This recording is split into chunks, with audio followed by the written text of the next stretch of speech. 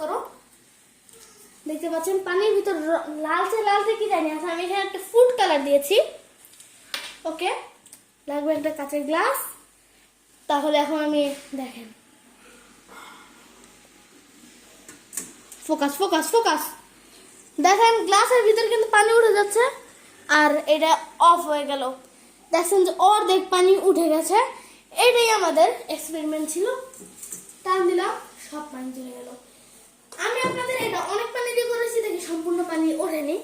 But guys, আপনারা যদি কম পানি দিয়ে করেন তাহলে এটি সম্পূর্ণ হয়ে যাবে। তা